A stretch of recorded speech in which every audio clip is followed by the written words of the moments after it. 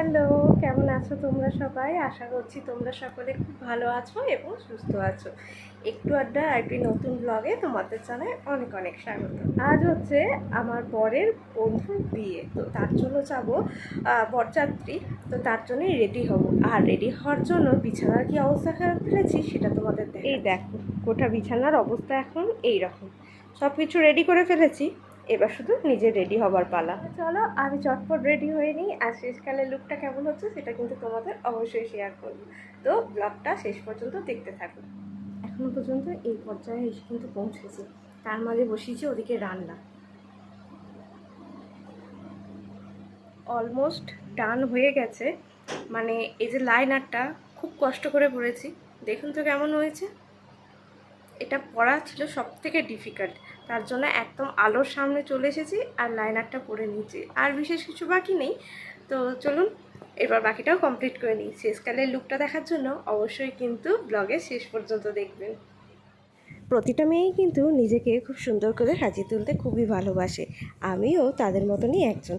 তাই আমিও নিজেকে খুব সুন্দর করে পরিপাটি করে সাজিয়ে নিয়েছি, কিন্তু নিজে সাজুগুজু করলে কি হবে, দেখুন বিছানার অবস্থা কি হয়েছে। এই বিছানাপত্র সব কিছু আমাকে গুছিয়ে কিন্তু তারপরেই যেতে হবে। দেখুন তো চুলটা কেমন বাঁধা হয়েছে, খুব একটা ভালো না পারলেও চেষ্টা করেছি। আর এই যে এদিকে সিঁদুরটাও কিন্তু পরে নিলাম, দেখুন তো কেমন লাগছে এবার।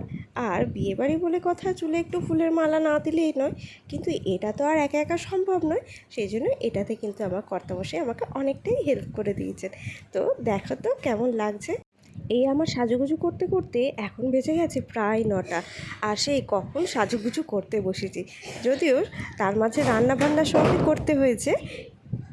দেখুন, বলছি যে এই দিকটা ঠিক হয়নি, ওই দিকটা ঠিক হয়নি, আর সে কিন্তু একটুও রেগে না গিয়ে আমাকে আরও সুন্দর করে করে দিচ্ছে। দেখুন তো এবার ঠিকঠাক হয়েছে কি না, কেমন লাগছে কিন্তু আমাকে অবশ্যই জানাবেন আমার এই লুকটা।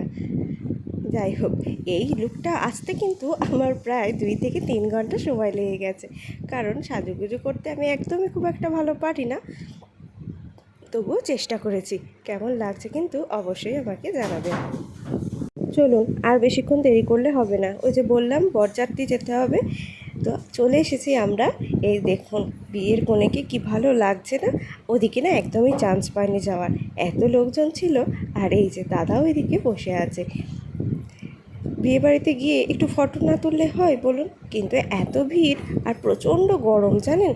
দেখুন কি অবস্থা, ঘেমে একেবারে মেকআপ গলে গলে পড়ছে, কিন্তু তবুও কি, মেকআপ তো করতেই হবে। এদিকে বিয়েতেও বসে গেছে, বিয়ের লগ্ন ছিল ওই রাত 11টা সাড়ে 11টার দিকে, তো এদিকে বিয়েতেও বসে গেছে। তো আমরা ওদের একটু বিয়ে দেখে নিয়ে তারপরে খাওয়া দাওয়া করে নেব, তারপরে আবার বিয়েবাড়ি মানে একটু নাচগান না হলে তো হয় না। এই দিনটাও কি সুন্দর যাচ্ছে, তাই না? এইগুলো দেখতে কিন্তু বেশ ভালো লাগে। এই হাসি মজার মধ্যে দিয়ে বিয়েটা কখন যে হয়ে গেল।